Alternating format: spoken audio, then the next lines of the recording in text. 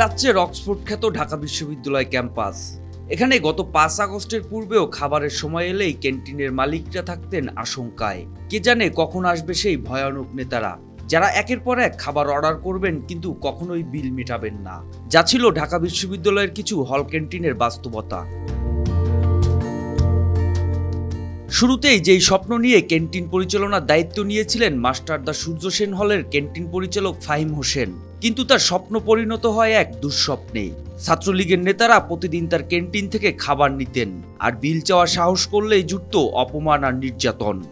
শুধু ফাহিম হোসেন নয়, কবি জসিমউদ্দিন হলের ক্যান্টিন পরিচালকেরও একই গল্প। প্রতিদিন 15 থেকে 20 জনের ফ্রি খাবার সরবরাহ করতে বাধ্য হতেন তিনি, আর বিল চাওয়ার প্রশ্নই উঠত না।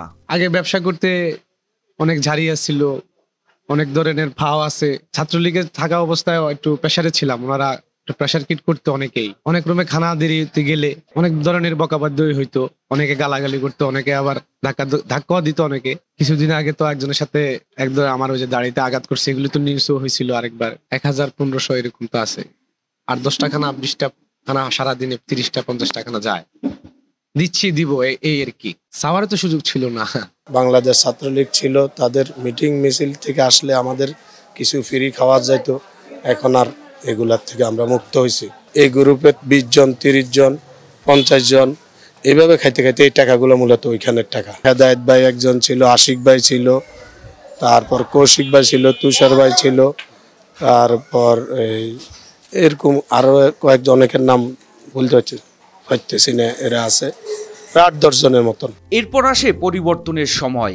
সরকার পরিবর্তনের সাথে সাথে ছাত্রলীগেরও পতন ঘটে, আর সেই সাথে মুক্তি মেলে ক্যান্টিন মালিকদের। ফাহিম হোসেন এখন মুক্ত, সেই ভয় আর নেই। সেই অপমানের ক্ষত মুছে ফেলে তিনি আবার স্বাভাবিক জীবনে ফিরে এসেছেন। আলহামদুলিল্লাহ, খুব ভালো লাগতেছে। এখন নিঃশ্বাস ফলাইতে, স্বাধীনভাবে নিঃশ্বাস ফলাইতে দিতেছি। এখন ব্যবসা করি, খুব শান্তিতে আছি। এটা হলো সত্য কথা। বাকি নাই, ফাও নাই, জারি নাই। এখন একজনে আসলে সম্মান নিয়ে কথা বলে, ভালোবাসা নিয়ে কথা বলে। নিজের কাছে তারাও শ্রদ্ধা করতে নিজের থেকে ভালো লাগতেছে। কোনো ধরনের প্যারা নাই, টেনশন নাই যে অমুক ভাই রুমে তাড়াতাড়ি পাঠাইতে হইব, অমুক ভাই রুমে যাইতে হইব, হ্যাঁ কি কইছে আগে এটা দেখতে হইব, আবার ডাকছে এটা শুনতে হইব। এই জামালাটা নাই। আলহামদুলিল্লাহ, খুব ভালো আছি।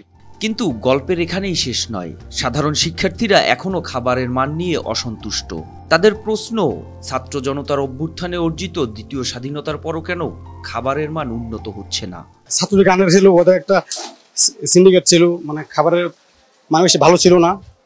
তবে এখন চেষ্টা করতেছে একটু ভালো করার, তবে আমার মনে ওরকম ভালো হয় না। হ্যাঁ, আর একটু ইমপ্রুভ হওয়া উচিত। তার উপর বিশ্বাস রাখতেছে সে ভালো করবে। আমরা সবসময় তাকে একটা কথা বলে আসছি যে আপনার পরিবেশটা যাতে সুন্দর থাকে এবং পরিচ্ছন্ন থাকে। সে এখন যথেষ্ট কর্মচারী রেখেছেন এবং সবসময় চেষ্টা করতেছেন পরিবেশটা সুন্দর এবং পরিচ্ছন্ন রাখার জন্য। ক্যান্টিন মালিকরা বলছেন, এখন যেহেতু তারা স্বাধীনভাবে ব্যবসা করতে পারছেন, তাই খাবারের মান উন্নত করার জন্য তারা চেষ্টা করে যাচ্ছেন।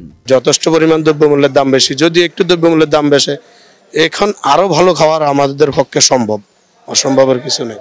ঢাকা বিশ্ববিদ্যালয়ের ক্যান্টিনগুলো এখন আর সেই ভয়াবহ পরিস্থিতির মধ্যে নেই। ক্যান্টিন মালিকরা এখন মুক্ত। সাধারণ শিক্ষার্থীদের জন্য উন্নত সেবা দেওয়ার স্বপ্নে এখানকার পরিচালকরা। তবে সেই স্বপ্ন পূরণে তাদের সামনে রয়েছে নতুন চ্যালেঞ্জ, যা মোকাবেলায় তারা কতটা প্রস্তুত সেটাই দেখতে চান শিক্ষার্থীরা। মোহাম্মদ সায়েম, RTV।